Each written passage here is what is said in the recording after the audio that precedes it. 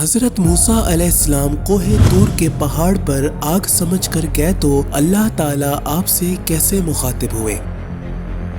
اللہ نے آپ کو نبوت کی کون کون سی نشانیاں عطا کی اور فرعون کے پاس جانے کا حکم دیا، مگر حضرت موسیٰ علیہ السلام ڈر گئے اور اللہ تعالیٰ سے کیا فرمانے لگے؟ ناظرین، آج کی اس ویڈیو میں ہم حضرت موسیٰ علیہ السلام پر نبوت کے نزول کا مکمل واقعہ جانیں گے۔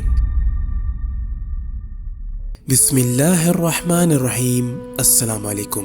10 سال کے عرصے کے بعد حضرت موسیٰ علیہ السلام کی عمر 40 سال کی ہو گئی تو انہوں نے حضرت شعیب علیہ السلام سے عرض کیا کہ ایک عرصہ ہو گیا ہے اور گھر والوں سے ملاقات نہیں ہوئی، اگر آپ کی اجازت ہو تو میں اپنی اہلیہ کو لے کر مصر روانہ ہو جاؤں۔ ناظرین، بعض مفسرین نے یہ بھی لکھا ہے کہ حضرت شعیب علیہ السلام نے حضرت موسیٰ کو اہلیہ کے ساتھ کچھ مال اور سامان دے کر رخصت کیا اور فرمایا راستے میں ملک شام کے بادشاہ سے خطرہ ہے، اس لیے عام راستہ چھوڑ کر غیر معروف راستہ اختیار کرنا۔ سخت سردی کا موسم تھا اور آپ کی اہلیہ حاملہ تھیں۔ حضرت موسیٰ علیہ السلام اس راستے اور جنگل میں بھٹک گئے اور اچانک کوہ طور پہاڑ کی طرف جا نکلے۔ رات اندھیری اور سردی برفانی تھی۔ حضرت موسیٰ نے سردی سے حفاظت کے لیے آگ جلانا چاہی۔ ناظرین، اس زمانے میں پتھر استعمال کیے جاتے جس کو مارنے سے آگ پیدا ہوتی، اس کو استعمال کیا اور اس سے آگ نہ لگی۔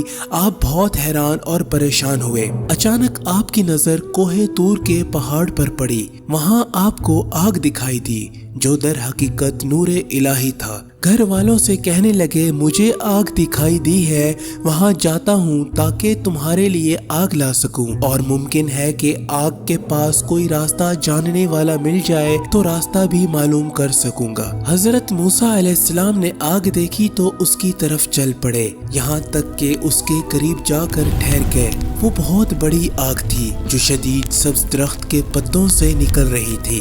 آگ تیز سے تیز تر ہوتی جا رہی تھی مگر درخت جل نہ رہا تھا، بلکہ اس کی سبزی اور حسن میں اضافہ ہوتا چلا جا رہا تھا اور دھوئیں کا نام بھی نہ تھا۔ اہل تفسیر کہتے ہیں کہ حضرت موسیٰ نے جس کو آگ دیکھا تھا وہ آگ نہ تھی، وہ نور الہی تھا۔ حضرت موسیٰ نے اس کو آگ ہی خیال کیا تھا، اس لیے اللہ نے بھی اس کو آگ فرمایا۔ اکثر مفسر قائل ہیں کہ وہ نور رب تھا۔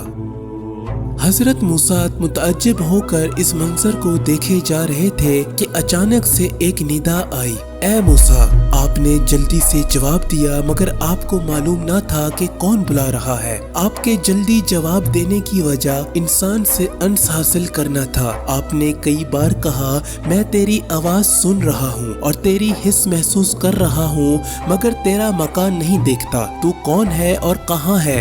اس درخت سے ندا آئی، میں تیرے اوپر، تیرے ساتھ، تیرے پیچھے اور تیرے نفس سے زیادہ قریب ہوں۔ جب حضرت موسیٰ نے یہ آواز سنی تو جان گئے کہ یہ شان تو میرے رب کو ہی زیبا ہے۔ پھر ندا آئی، اے موسیٰ! میں ہوں تمہارا پروردگار اللہ، اپنی جوتیاں اتار دو، تم طور کی مقدس وادی میں کھڑے ہو اور قریب آ جاؤ۔ میں نے تمہیں اپنی رسالت کے لیے چن لیا ہے، تم کو جو وحی کی جاتی ہے اسے کان لگا کر سنو۔ اے موسیٰ، بے شک میں ہی اللہ ہوں، میرے سوا کوئی بندگی کے لائق نہیں، بس میری ہی بندگی کرو اور میری یاد کے لیے نماز قائم کرو۔ دیکھو قیامت کی گھڑی ضرور آئے گی تاکہ ایمان والوں کی آزمائش ہو جائے اور پھر جس کی جیسی کچھ کوشش ہو اسی کے مطابق بدلہ پائے۔ جو لوگ قیامت پر یقین نہیں رکھتے اور اپنی خواہش کے غلام بن کر رہ گئے ہیں، ان کے پیچھے لگ کر آخرت کی فکر سے غافل نہ ہو جانا ورنہ تباہ ہو جاؤ گے۔ حضرت موسیٰ کھڑے ہو کر اللہ کا کلام سننے لگے۔ پھر ندا آئی، اے موسیٰ! یہ تمہارے داہنے ہاتھ میں کیا ہے؟ حضرت موسیٰ نے فرمایا یہ میری لاٹھی ہے، چلنے میں اس کا سہارا لیتا ہوں، اس پر ٹیک لگاتا ہوں، اس پر اپنی بکریوں کے لیے درختوں کے پتے جھاڑتا ہوں، اور بھی بہت سے کام اس لاٹھی سے نکلتے ہیں۔ رب الہی نے فرمایا اسے زمین پر ڈال دے۔ حضرت موسیٰ نے لاٹھی زمین پر ڈال دی۔ دیکھتے کیا ہے کہ وہی لاٹھی سانپ کی طرح بل کھا رہی ہے۔ پھر وہ ایک خوفناک بڑے اژدہے کی طرح دوڑنے لگی۔ حضرت موسیٰ علیہ السلام ڈر کے مارے پیٹ پھیر کر بھاگے اور پیچھے مڑ کر بھی نہ دیکھا۔ اللہ نے فرمایا، اے موسیٰ ڈرو مت، تم ہمارے رسول ہو، ہمارے حضور میں رسول ڈرا نہیں کرتے، واپس پلٹ اور اس کو اپنے داہنے ہاتھ سے پکڑ لے، ہم اسے واپس پہلے جیسی صورت میں لوٹا دیں گے۔ آپ کو اچانک حیا آئی اور آپ نے اپنے دل کو سنبھالا، مڑ کر ڈر کر اس کو ہاتھ لگایا، ہاتھ لگاتے ہی وہ واپس لاٹھی بن گئی۔